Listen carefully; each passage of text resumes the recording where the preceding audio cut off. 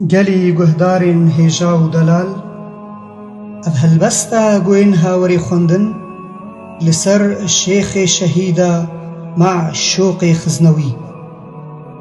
ئەژ وەرە پێشکەش دەکەم ژنشکێڤە ڕۆژێک هێلات ئاینزانێک گرخەبات تێدە مەعشووق بوورێ ناس ڕەوەزانێک داڕۆناک چ شەهبال و شەهلەوەند بوومەلا زانێ گەلێ خوا چ تاجدار و تاج گولان کتە پیرۆز بێ شێرین شێخ چو گولەک سۆڕن و ڤەدا ناڤبەخچێ جڤینە کووردا چ ڤەدا بروسک دەڤنەیە bi tuj zimanek deng dida çi zanînek xweş dida bibihne gulê di baran da çi îslam û diyanet mîneşa şespî dida çaştî û azadî lê dihat bi rengê cibhê wî dihat çi hûr û gir jêr bûn heval dost û kurd bûn evîndar لێ هەوارە هەی هەوارە نەهێلان وان چاڤهار و ڕەشارەڤاند چ خوێنڤە خوار و دیل ڕەشا کوشتن لە ناڤ چۆلێ و دناڤ ئاخێن دەهشتن چ نالین و ئەخین دانەما چ کول و ئەهین بوونە پڕ چ دەرد و برین دانەما قەت کوشت و لەشوان نەداما Dibirin û revandin şêxê min o Dibirin û revandin şêxê min o û di nav destê gur û hurç û gawran dezîvrandin Dibirin û kuştin seydayê min o û li nav kevir û stiriyan dehiştin Hey şêxê min o Hey şêxê min o li ser laşê te hêlîne لسر لاشê te hêlîne şêxê min o hêlîna kul û gazî û êş û birînên erd û ezmanên çol û çiyanên îns û canên seydayê min o laşê te hêlîne heyv û stêren jê çira xwe dibir jê şeva xwe dibir jê roja xwe dibir Ay şêxê min o ay gulîstana dila ay lê dimînê hêviya Xwedê dimînên ew rê û ramanin te lê dimînê bi hêviya Xwedê dimînê ew xwendegih û dibistanên te û berhem dikê wekan te gelek meعشوقان gelek spas إن الحقوق أيها الإخوة لا يتصدق بها أحد إنما الحقوق تؤخذ بالقوة. خرج من عباءة مشايخ السلطان عشقته العقول قبل القلوب معشوق الخزنوي الشيخ الذي أرعب النظام فقتلوه. في الأول من حزيران عام 2005 أعلنت وزارة داخلية النظام السوري عثورها على جثة الشيخ الدكتور محمد معشوق الخزنوي في قبر قرب مدينة دير الزور بعد 3 أسابيع من اختفائه، وهو ما وصفه محبوه بالمسرحية المفضوحة. من هو معشوق الخزنوي ولماذا قتل؟ محمد معشوق هو الابن الثالث للشيخ عز الدين الخزنوي، ولد في قرية تل معروف التابعة لمدينة القامشلي عام 1958 نافعة. فأنا أنهيت دراساتي في ضمن المراحل الإعدادية والثانوية في سوريا، والمرحلة الجامعية أنهيتها في الجامعة الإسلامية بالمدينة المنورة عام 84 ميلادية. ثم بعد ذلك أنا انشغلت في مجال الدعوة والتدريس والتعليم، وكنت أنا طبعا متزوج مبكر يعني، وأنا رب أسرة، وأبنائي ربما يصغرون عني ربما بفارق سن قليل جدا. أكمل الشيخ معشوق دراساته العليا في الشريعة الإسلامية، ونال درجة الدكتوراه عن أطروحته التقليد وأثره في الفتن المذهبية. لأنني شعرت من خلال على الأقل تجربتي في منطقتي، سواء كانت يعني في سوريا أو كعمقي الكردستاني شعرت أن المؤسسة الدينية دائما تحاول أن ترسخ مفهوم التقليد ومفهوم تبعية الناس للمرجعية الدينية، وبالتالي المرجعية الدينية تتصرف وفق مصالحها غالبا. أقلق معشوق بفكره هذا المؤسسة الدينية في سوريا، والتي كان النظام قد أحكم قبضته عليها، وأصبحت جزءا من أدوات سيطرة النظام على الشعب السوري من خلال ترسيخ عقلية التبعية لمشايخ السلطان. النقطة الفاصلة في حياة الشيخ كانت الانتفاضة الكردية عام 2004، حيث اعتبر أن الموعد حان ليصاعد من خطابه وينتقل إلى الخطاب الثوري المباشر العلني للشعب الكردي بضرورة الثورة على النظام. وكانت أبرز خطبه وأكثرها تحديا للنظام في 8 نيسان 2005 يوم الذكرى السنوية الأولى لمقتل فرهاد محمد، أحد ضحايا الانتفاضة الكردية الذي قتلته أجهزة النظام الأمنية تحت التعذيب.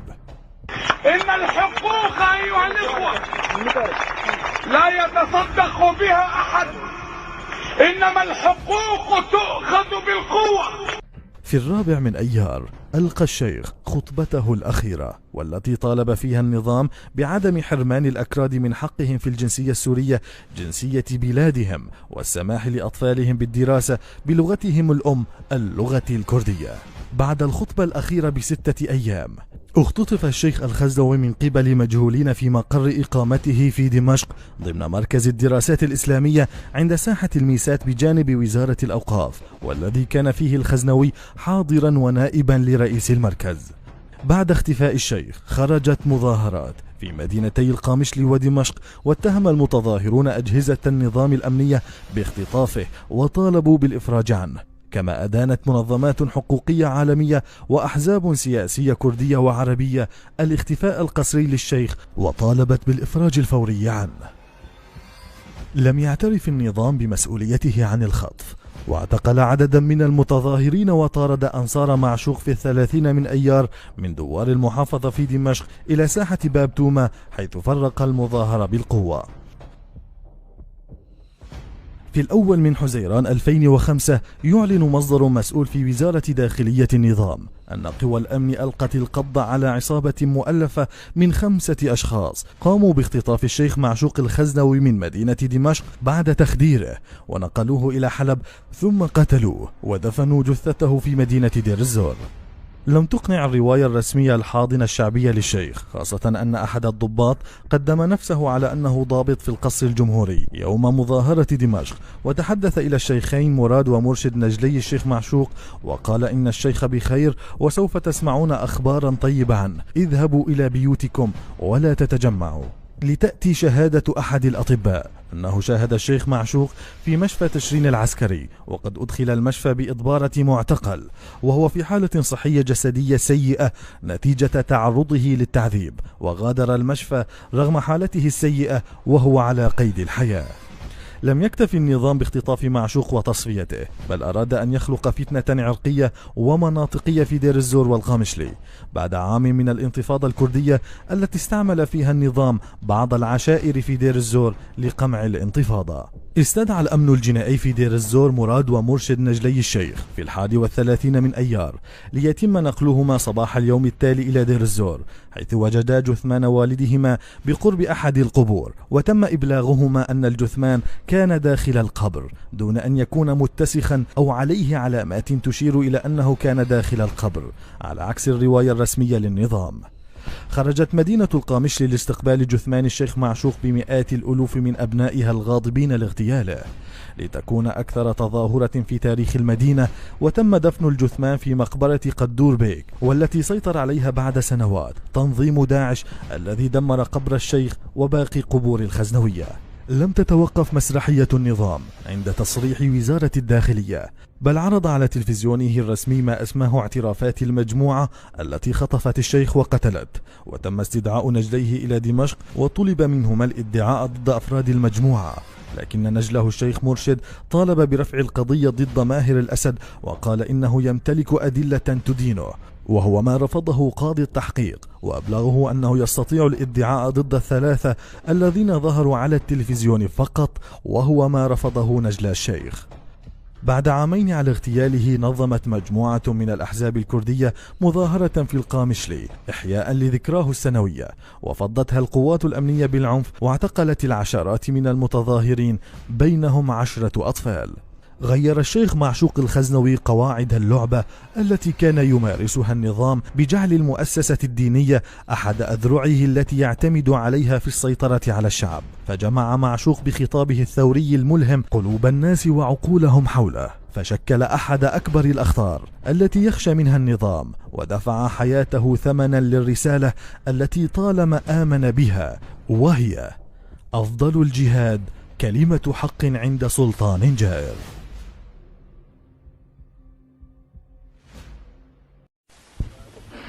والصلاة والسلام على أشرف المرسلين سيدنا محمد وعلى آله وأصحابه أجمعين.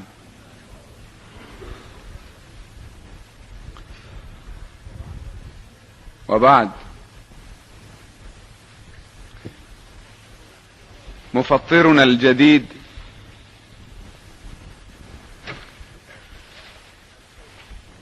الكذب. الكذب هذه السلعة الغالية، العملة الصعبة إذا جاز التعبير، التي بها نفتح اليوم كل الأبواب. هذا الكذب هو المفطر 12 الذي يذهب بالثواب ويبطل العمل، بل ويذهب بصاحبه إلى بعيد، حيث يخرجه من دائرة الإسلام الخالص ليلقي به خارج دائرة الإسلام، حيث يوجد النفاق والفسق والفجور، وبعد ذلك النار. يقول رسول الله صلى الله عليه وسلم: إن الكذب باب من أبواب النفاق. كما تعلمون للنفاق أبواب كثيرة متعددة وردت في كثير من الأحاديث، وغالبا ما يأتي الكذب ظاهرا رافعا رأسيه بين تلك العلامات والأبواب، كقول رسول الله صلى الله عليه وسلم: 4 أو 3 في روايات، 4 من كن فيه كان منافقا خالصا، ومن وجدت فيه خصلة منهن كانت فيه خصلة من النفاق، من جملتها إذا حدث كذب. فالكذب حقا هو باب من أبواب النفاق. ولذلك في الحديث الطويل يقول رسول الله صلى الله عليه وسلم فيما يتعلق بالكذب: ولا يزال العبد يكذب ويتحرى الكذب حتى يكتب عند الله كذابا. يعني يكذب ويكذب ويتخذ من الكذب صنعة ويتحراها، أينما مال الكذب مالت رياح الكذب مال معها، حتى أصبح يعرف بها، ولذلك يكتب عند الله أيضا كذابا. وللتغليظ من جرم وشناعة الكذب يقول رسول الله صلى الله عليه وسلم: رأيت ورؤيا الأنبياء حق. رؤيا الأنبياء كالوحي الظاهر لهم، لأن العلاقة بينهم وبين الله سبحانه وتعالى إذا كانت فيها شيء من وساوس الشيطان وكدرات النفس وأضغاث الأحلام، فربما توهموا وخلطوا الوساوس والأوهام مع الوحي. لذلك عصمهم الله من كل هذا، فاعتبر كل شيء يأتيهم من جانبه، حتى ما يتكلمه هو من تلقاء نفسه هو إلهام من الله سبحانه وتعالى، وما يراه في رؤياه هو انطباع في ذاكرته جاء من آثار الوحي الذي أراده الله. يقول النبي صلى الله عليه وسلم: رأيت كأن رجلا جاءني في المنام، رأيت رجلا جاءني فقال لي قم، يطلب مني أن أقوم وأن أنهض وأن أسير معه. يقول: فقمت معه، سرنا مسافة، فإذا أنا برجلين، أجد رجلين، أحدهما قائم والآخر جالس، بيد القائم كلوب من حديد، الكلابات، الجنجل، أي شيء يعني تمسك به قطعة معينة، الكلابة يعني. بيد هذا القائم كلوب من حديد يلقمه في شدق الجالس، هكذا في أحد جنبيه، يلقم الكلوبة أو الكلابة على تفسيراتنا ولغتنا الدارجة، يضعها في فمه من جانب ما، يضعه في شدق الجالس فيجذبه حتى يبلغ كاهله، ثم يدعه فيأتي إلى الجانب الثاني فيعلقه في شدقه فيجذبه حتى يبلغ كاهله، فيكون اليمين قد ارتخى، فيأتي إلى اليمين وليجذبه، هكذا يجذب جانبا حتى يبلغ الكاهلة ثم ينتقل إلى الجانب الآخر. فقلت للذي أقامني، لهذا الذي قال قم معي وقمت معه، قلت له: ما شأن هذا؟ لما يفعل بهذا الرجل الجالس؟ قال: هذا رجل كذاب يعذب في قبره إلى يوم القيامة، عيبه من لسانه، عيبه من شفتيه، من فكه، فهو سيعذب. هذا ليس عذابه، هذا مجرد، الحمد لله على السلامة. يوم تذهب إلى مثلا، نعم، اي نعم، يوم تذهب إلى مثلا مفرزة أمنية وتكون مطلوب بجرم جنائي أو سياسي، أول ما يقولوا لك الحمد لله على السلامة كفين على الناشف.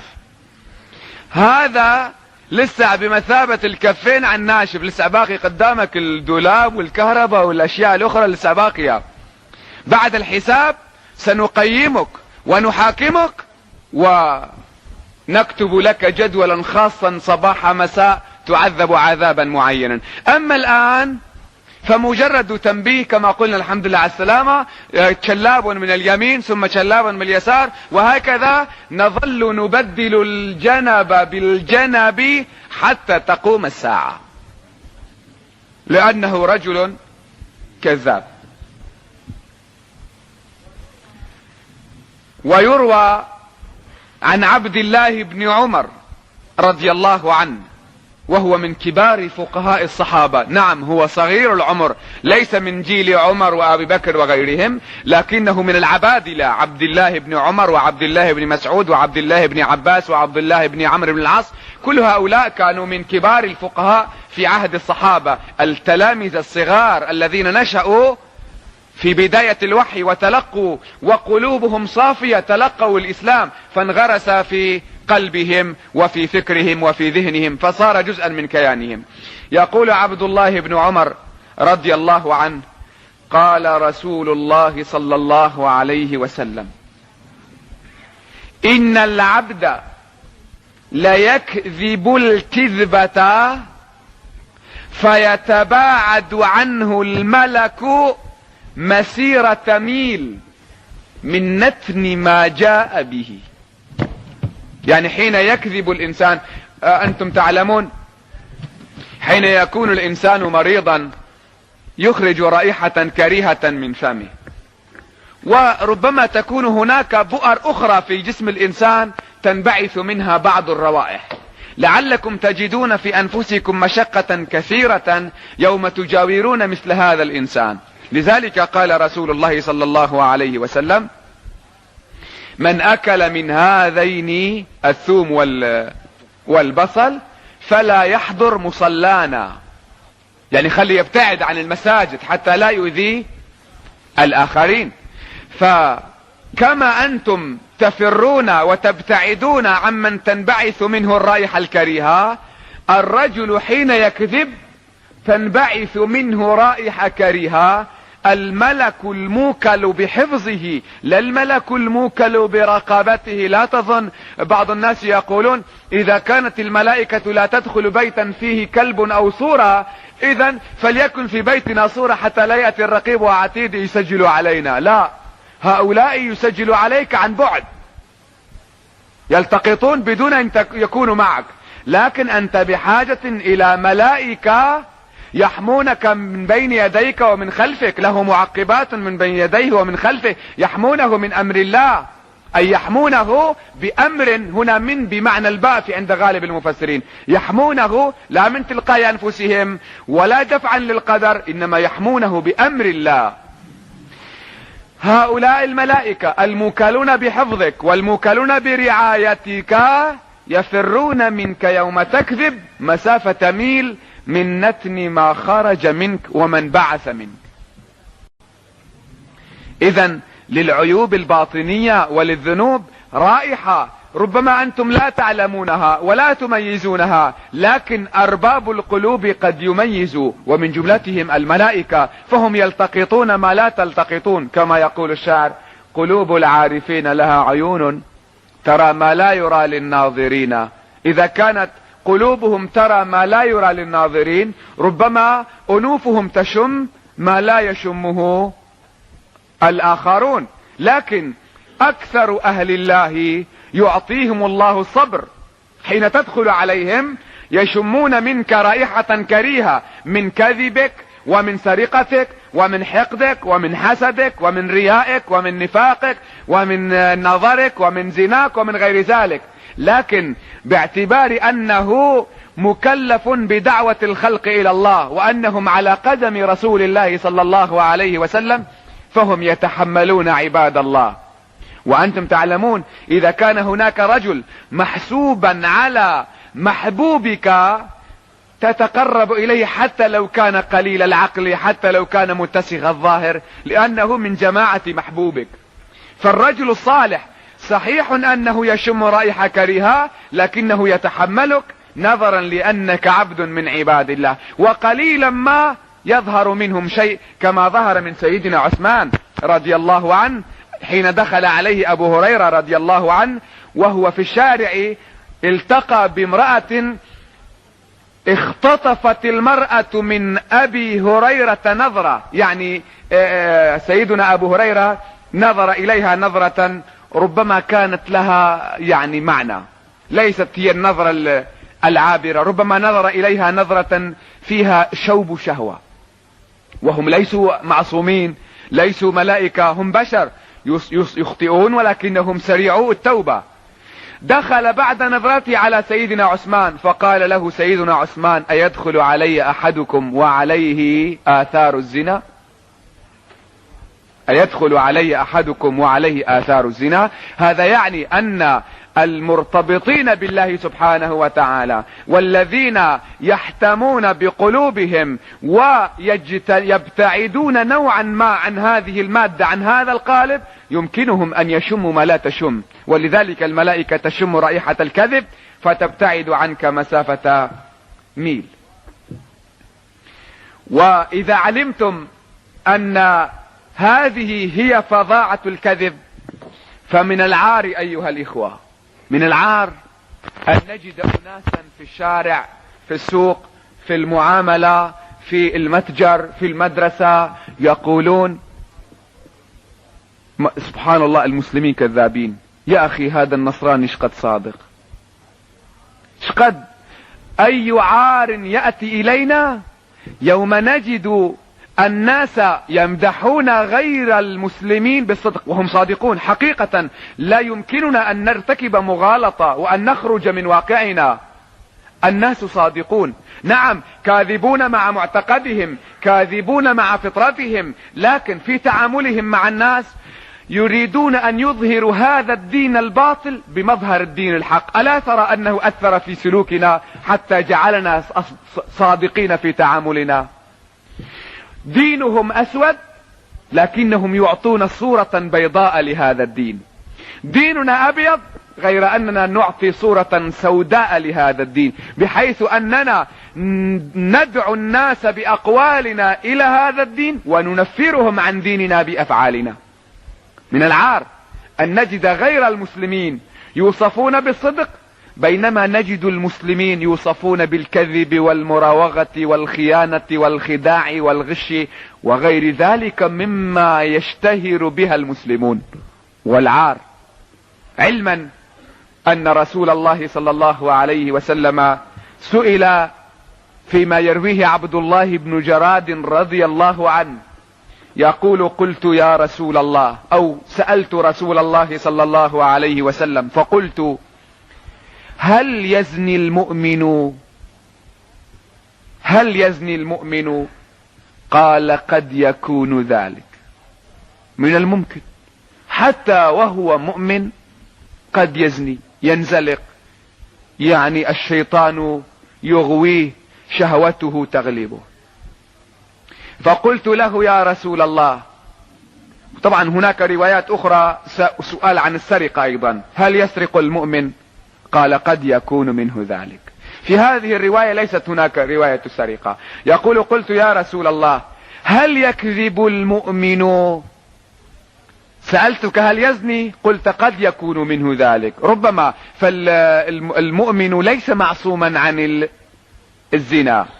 هل يكذب المؤمن يا رسول الله؟ قال: لا يكذب. ثم أتبعها بقوله تعالى: إنما يفتري الكذب. من هم الذين يفترون؟ من هم الذين يكذبون؟ كما يقول الله تعالى: الذين لا يؤمنون بآيات الله. هذا بيان. من الذين يكذبون؟ من هم الذين يفترون؟ الذين لا يؤمنون بآيات الله. فإذا رأيتم رجلا يكذب فاعلموا أن علاقته مع الإيمان أصبحت ضعيفة إلى درجة أن الرسول صلى الله عليه وسلم تغليظا له، ولا نقول بيانا للحقيقة، فالإنسان بالكذب لا يكون كافرا. الكذب معصية من الكبائر صحيح، لكنها ليست من المكفرات، غير أنها كبيرة وكبيرة وكبيرة إلى درجة أن رسول الله صلى الله عليه وسلم تغليظا لعقوبته وبيانا لبشاعة أمره نفى الكذب عن المؤمن، وبالتالي نفى الإيمان عن الكذاب. ويقول سيدنا عمر رضي الله عنه: أحبكم إلينا ما لم نركم. ما هي القاعدة؟ كيف نحب الناس؟ يقول سيدنا عمر: أحبكم إلينا ما لم نركم أحسنكم اسما. أناس في دمشق، في أذربيجان، في إيران، في أفغانستان يذكرون لي. كيف أحبهم؟ لأول وهلة يوم يذكر اسمهم أقيمهم على أساس هذا الاسم. قد تقول إن فلانا اسمه جعل، يعني ما لقى أبوه غير هالاسم، ما يدخل هذا الرجل بقلبي. يوم تقول اسمه محمود، عالم، عارف، خالد، إلى غير ذلك من الأسماء الجميلة، جواد، كريم، عبد الجواد، عبد الكريم، وغير ذلك من الأسماء التي يتفاءل الإنسان بها، هذا الإنسان يدخل في قلبي، لأن لكل إنسان من اسمه نصيبا ولو قليلا. لكل إنسان من اسمه نصيب ولو كان هذا النصيب قليلا. يقول سيدنا عمر: احبكم الينا ما لم نركم احسنكم اسما، فاذا رأيناكم بعد ما جيتوا الينا اجى عندنا عبد الكريم وعبد الرحيم وعبد الخالق وعارف وخالد وحسن ومحمود، كلهم اسماؤهم جميلة احببناهم، حينئذ ماذا نفعل؟ يقول: احبكم الينا عند رؤيتنا لكم احاسنكم اخلاقا. الان سوف ننظر الى افعالكم والى اخلاقكم، من وجدنا لديه اخلاقا حسنة احببنا. بعد ذلك اذا رأيتنا واحببت الاحسن فينا من الاخلاق ماذا تفعل؟ فاذا اختبرناكم وامتحناكم وخالطناكم وظهرت بضاعتكم، أتدري على أي أساس نقيمكم ونرفعكم؟ فأصدقكم حديثا. في البداية قد يكون الرجل كذابا، قد يكون لين اللسان متواضعا معسول الكلام، فيجذب انتباه عمر ويحبه عند رؤيته، لكن عند الامتحان وعند الاختبار وعند الاختلاط يوم يومين ثلاثة حبل الكذب قصير، فلا نختار الا صادق الحديث. والكذب انواع، هناك كذب في الاخبار، كذب في الاخبار، تخبر بشيء اعتادوا وانتم تعلمون، هناك اشخاص معينين اسمائهم معروفة، فلان وفلان وفلان، وكثيرا ما نضرب الامثال بهم، نقول انت كفلان، يعني لو رأى 10 طيور يقول رأيت 100 طير. طالعنا من بور الصوبة كم زرزور؟ في ليلة باردة طالعنا من بور الصوبة كذا زرزور. يا اخي الزرازير كيف تعيش في بور الصوبة؟ هو يعلم ان الناس لا يصدقونه، لكن اصبح هذا الكذب في الاخبار جزءا من كيانه.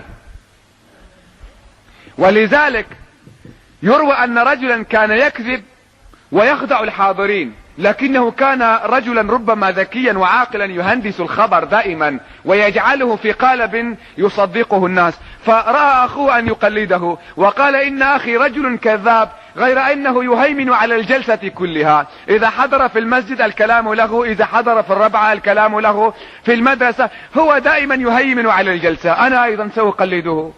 يوما ما دخل الربعة وقال لهم: يا جماعة انا سمعت صوت عواء الكلاب في السماء. فالجميع كذبوه. كيف يأتي عواء الكلاب من السماء؟ وهم يكذبونه ويهينونه، وبينه وبين نفسه يعاهد أن لا يكذب لأنه فشل. دخل عليهم أخوه وقال: ما الشأن؟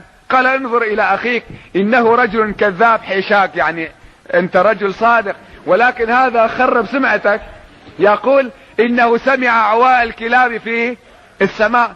قال: وأي شيء في هذا؟ أي حرج؟ فلعل طائرا من الطيور المفترسة انقضت على جرو للكلاب وخطفه، وأثناء خطف هذا الطير لهذا الكلب سمع أخي عواءه. قالوا: صحيح، معقول، هل معقول؟ إذن هناك كذب في الأخبار بحيث لا يستطيع، يعني حين يريد أن ينقل خبرا يحكه جلده، يتنمل، إذا نقل الصورة بالشكل الدقيق وكأن نملا في جلده، يجب أن يضيف عليه شيء من البهارات، وهذا أيضا كذب. ومن أنواع هذا الكذب في الأخبار قد يكون كبيرا جدا وقد يكون صغيرا، كما سماه النبي صلى الله عليه وسلم: قد يكون كاذبا وقد يكون كذيبة. هناك رجل يكذب كذبة ورجل يكذب كذيبة، ولكن على كل حال هذا كذب وهذا كذب، وهذا يسجل عليك وذاك يسجل عليك. قد يكون كبيرا جدا، يوم تأتي وتقول: إنني رأيت رجلا وهو بريء، رأيت رجلا اسمه كذا وكذا يسرق من متاعكم، وأنت تكذب في إخبارك، فهذه كبيرة لأنه بهتان. وقد يكون صغيرا وصغيرا الى درجة التوسط، كأن تقول الام لطفلها يا حسن لا تبكي او لا تذهب، تعال لأعطيك، حتى اذا جاء الطفل واصبح في قريبا من قبض يدها ضربته كف ودخلته في الحوش، لا تعطيه شيئا. هذا ايضا كذب، لكنه كذبة متوسطة ليست كبيرة، ليس كعواء الكلاب في السماء. ولذلك يقول عبد الله بن عامر رضي الله عنه، يقول كنت صغيرا دخل النبي على بيتنا، كنت طفلا صغيرا ودخل النبي علينا وارادت امي ان لا افارق رسول الله، يعني انا ابقى في مجلسه. طبعا انا طفل، ايش لي مع رسول الله، انا اريد ان اخرج. فنادت يا عبد الله تعال لأعطيك. يقول ففاجأها النبي صلى الله عليه وسلم بقوله ما عسى أنت معطيه؟ قالت يا رسول الله تمرة، أنا راح أعطيه تمرة. فقال النبي صلى الله عليه وسلم أما أنك لو لم تفعلي لكتبت عليك كذبة. تعطي تمرة لا مانع، معناته إذا نادت الأم طفلها وقالت تعال لأعطيك يجب أن تعطيه، على الأقل حرصا على تربية هذا الطفل حتى هو أيضا لا يتعلم ويخدع الآخرين كما تخدعه أمه. ولعلكم سمعتم قصة الرجل الذي ذهب مسافة طويلة ليتلقى ويتعلم ويسلك على رجل شيخ، ولما ذهب وجد هذا الشيخ أو هذا العالم قد خرج فرسه من الاسطبل، وأراد هذا الرجل أن يعيد الفرس. وأنتم تعلمون أن الإنسان إذا خرج فرسه وشرد يحاول أن يعيد الفرس بأي وسيلة، وهكذا فعل الشيخ. ففتح ثوبه، نحن نسميه فرج، فتح فرجه هكذا وأشار للفرس أن تعالى، أوهم الفرس أن فيه علف، فيه شعير، فجاء الفرس إليه. فلما جاء الفرس وأثناء التقاء الشيخ مع الفرس جاء الطالب الذي أراد أن يتعلم والمريد الذي أراد أن يسلك، التقى هو والفرس والشيخ في لحظة واحدة. فلما أخذ الشيخ بزمام الفرس أمن على الفرس ترك فرجه، فوجد المريد أو الطالب الثوب فارغا. عاد وقال لرفاقه تعالوا نعد من حيث جئنا. قالوا لما؟ لقد كبدتنا مشقة السفر وظللت تمدح لنا هذا الرجل. قال لقد رأيتموه يخدع الفرس، ومن يخدع فرسه لسنا آمينين أن يخدعنا أيضا. لذلك مهما كان الكذب بسيطا يعطي فكرة للطرف الآخر أن هذا أمرا جائز، فقد يستعمل هذا السلاح الذي استعملته أنت من أجل حالة بسيطة قد يستعملها من أجل حالة أعنف. وقد تكون الكذبة صغيرة صغيرة إلى درجة أن الرسول سماها كذيبة. تقول أسماء بنت عميس كنت صاحبة عائشة ليلة دخول النبي صلى الله عليه وسلم بها. أنتم تعلمون حين يرسلون العروسة تذهب معها امرأة أو امرأتين أو ثلاثة حتى يؤنسوها، خاصة إذا كانت صغيرة في سنها. وقبل أن يختلي النبي صلى الله عليه وسلم بزوجته الجديدة تروي لنا أسماء بنت عميس هذه الحادثة. تقول دخل النبي صلى الله عليه وسلم على عائشة، يعني في بداية عهد المدينة ما كانت نزلت آيات الحجاب بالشكل الدقيق، فكان المسلمون ما يمتنعون عن بعضهم، إنما كانوا يكشفون وجوههم لأنفسهم، وكانوا يقعدون حتى في بيت واحد. لم تأتي آيات التشريع المتكاملة، لأن أحكام الحجاب ما جاءت إلا يوم انتظم المجتمع الإسلامي وأصبح حجاب. فدخل النبي صلى الله عليه وسلم ولم يكن في بيته شيء. العريس يدخل على عروسته، على العروسة، ولا يوجد في البيت شيء ابدا سوى شيء من لبن، شيء من اللبن، او هي تقول قدحا من لبن. ولا تظن ان القدح هذا كأس، لا، القدح هو الاناء الذي تشرب منه، سواء كان هكذا او هكذا او طاسة كبيرة صغيرة لا يهم. يقول فأتوا النبي صلى الله عليه وسلم بهذا القدح فشرب النبي صلى الله عليه وسلم منه، ثم ناول القدح عائشة فاستحيت الجارية. عائشة جويرية صغيرة، يعني عمرها كانت 9 سنوات 11 سنة بينها على اختلاف في الروايات.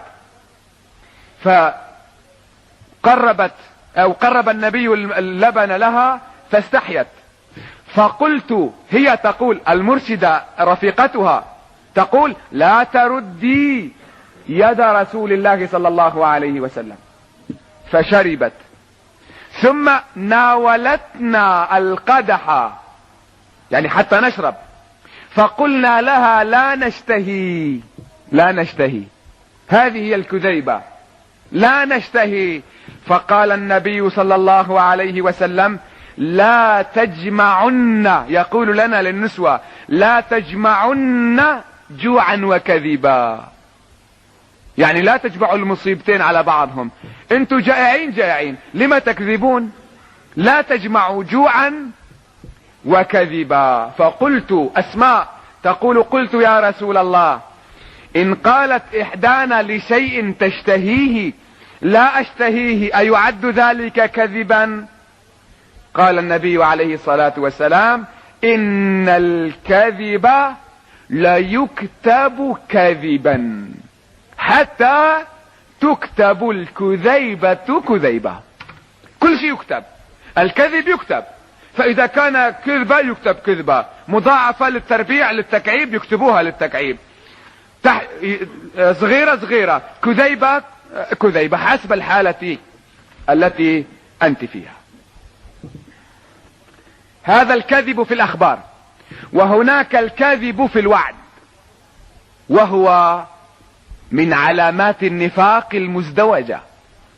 اذا وعدت رجلا واخلفت الوعد تكون منافقا من خصلتين: اولا لانك كذبت، ثانيا لانك اخلفت الوعد.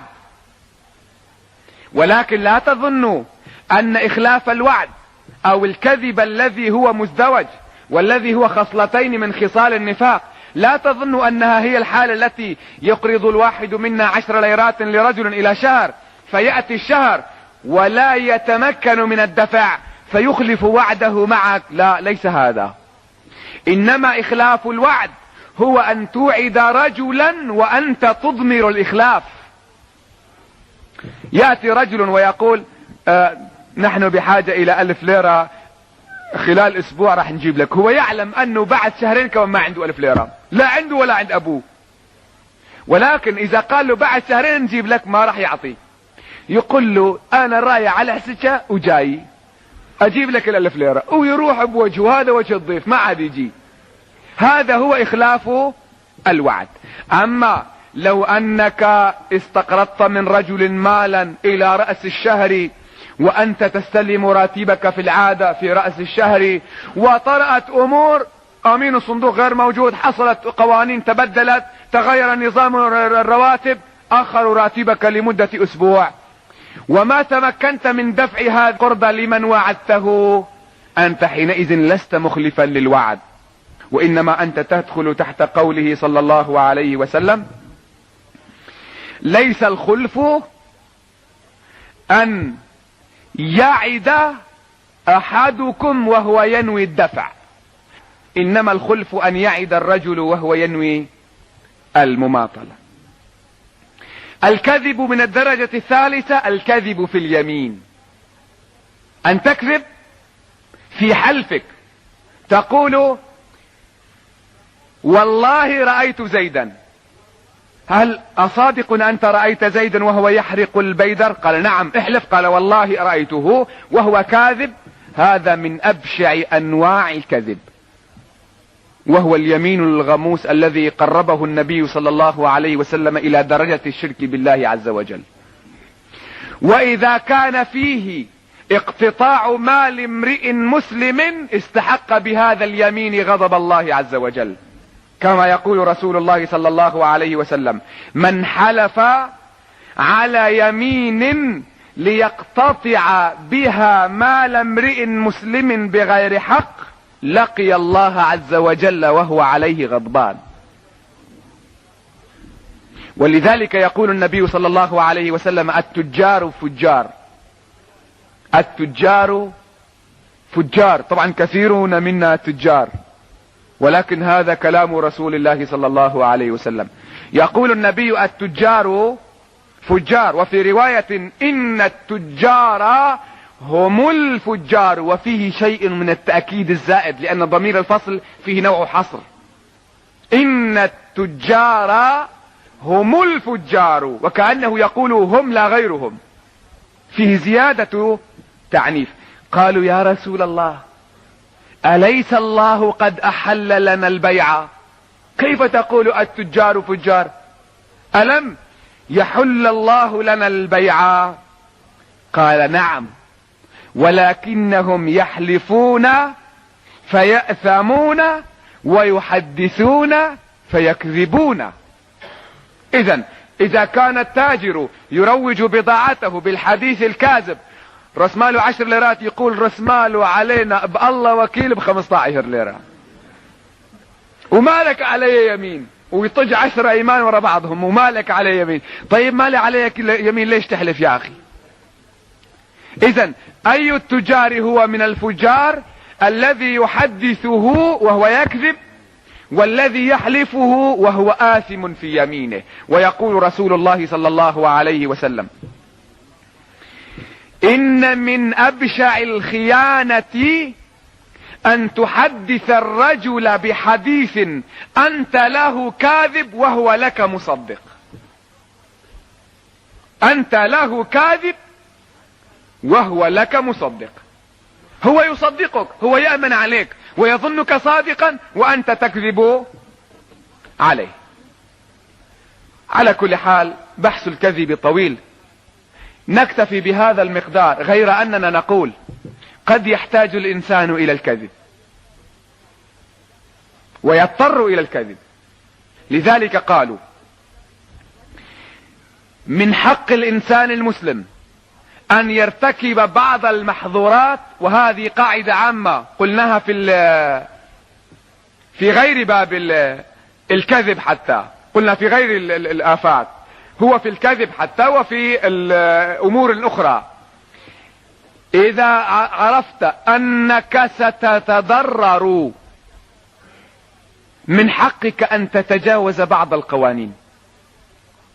أما إذا عرفت أنك ستحرم منفعة لا يجوز لك أن تتجاوز القوانين. بعض الناس يخلطون، يقول: إن فلانا سألني السؤال الفلاني، وإذا قلت له صادق كنت معه صادقا سأخسر 100 ليرة، هالفوائد ما راح تجيني، أو سوف لن أؤمن هذا المكان عنده، لكن إن كذبته سوف لن أخسر. يجب عليك أن تصدق. لكن هناك رجل يسعى وراء آخر يريد أن يقتله ويسألك، قال: هل رأيت حسن؟ إن قلت نعم دخل هذا البيت سيقتله، حينئذ تقول: لا، ما رأيت حسن. أنت رأيت امرأة يزني بها رجل، ورأى شخص آخر أيضا فشهد لهم، لكن شهادته غير ليست كافية، قال: إن معي فلان هو أيضا يشهد، هو أيضا رأى، جاءوا إليك، قل: ما رأيت، لله أبدا ما رأيت. ألم ترى هذا الرجل يكذب؟ نعم يكذب. أنا ما رأيت تلك المرأة وهي تفجر، أحمي عرض هذه المرأة المسلمة وأسترها، عسى الله أن يسترني. هذا تكذب فيه. أيضا إذا كنت مدبر معركة وحرب سقطت 10 طائرات، من حقك أن تقول: اسقطنا 10 طائرات، نحن 10 طائرات منا رايحات، لكن لو قلت 10 طائرات منا نحن ستتدهور معنويات الجيش، والحرب خدعة. من حقك ان تكذب هنا، ليس عيبا، ويا ليت العرب ما كذبوا الا في هذه النقطة. لو انها هذه وحدها كثير منكم ربما يعني يضع اذانه الى اخبار الطيران التي قلناها ايام زمان، هذا لا حرج. والاخر يوم تصلح بين متخاصمين، زيد وعمر متخاصمين، زيد يسب عمرو وعمر يسب زيد، تأتي الى زيد وتقول انا الان كنت عند عمرو كم يمدحك ويثني عليك ويدعو الله لك، وتذهب الى الاخر، لا حرج، انت كاذب، لكن من اجل ان تجمع شملهم. وايضا الزوج يكذب على زوجته والزوجة تكذب على زوجها، لا حرج. الزوجة تزوجت بإنسان، لكن هذا الزوج بدأ يعاملها معاملة سيئة إلى درجة أن هذه المرأة أصبحت تكرهه، غير أنها تحترم قيم السماء وتحترم قيم مجتمعها، وآثرت أن تبقى معه وفية وأمينة. يوما ما هذا الزوج القاسي القاتل الضارب الجاني سألها يا فلانة أنت تحبينني؟ هي تكرهه. إن قالت نعم أنا أكرهك فرقت بينها وبين زوجها. من حقها أن تقول نعم أنا أحبك وأنت أغلى رجل، أنت فارس أحلامي. أليس هكذا يقولون؟ وكذب. لذلك يروى أن هدهدا اجتمع مع هدهدة على قبة سليمان يطالبها بالعلاقة الزوجية، والأنثى ترفض، والهدهد يمدح نفسه ويقول أنا كذا وكذا ويجب أن ترتبطي معي لا مع غيري، هي ترفض. قال لها والله لو تزوجتيني، طبعا ليس بمعنى الزواج إنما بمعنى الارتباط، لو أنك ارتبطت بي سترين حينئذ عزائمي وقوتي. قال يعني إلى أي درجة تصل قوتك؟ قال لو أنني ضربت برجل واحد على هذه القبة، قبة سيدنا سليمان، لقلبتها رأسا على عقب. فسمعهما سيدنا سليمان وقال له يا هذا اتق الله. قال يا سيدي أما سمعت أنه لا حرج على العاشق والمعشوق؟ من حقهم أن يقولوا هذه الحالات. إذن هذه حالات ثلاثة: الحرب خدعة تكذب لا حرج، أن تصلح بين متخاصمين لا حرج، أن تكذب الزوجة على زوجها والزوج على زوجته. من أي باب؟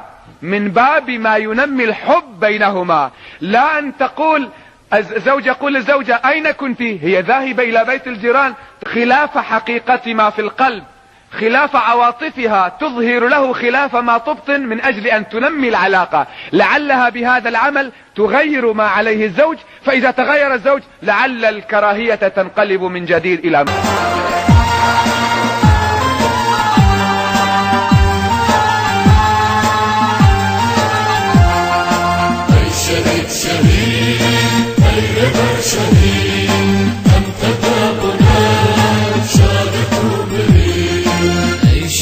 شهید معشوق شهید هم تذابنا شاگرد و مهید هنو کرشوقا دال شیخ سعید قاضی محمد برزان عقید هنو کرشوقا دال شیخ سعید قاضی محمد برزان عقید.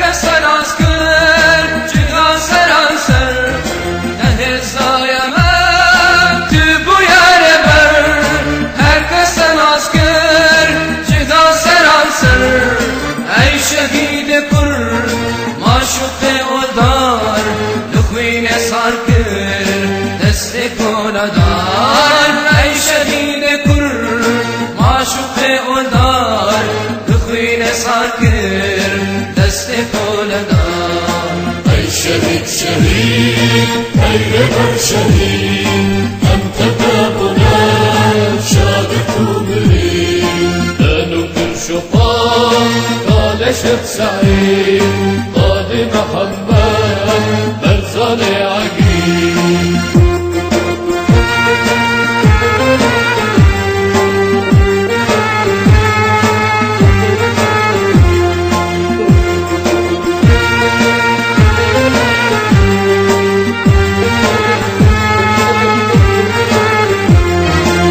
شكلو تدا بالشيام له لباشر تقار بيروز بدولة شكلو تدا بالشيام له لباشر تقار بيروز بدولة لسر زمانا هاتي أقولان عاشق ولان ناوي كردستان لسر زمانا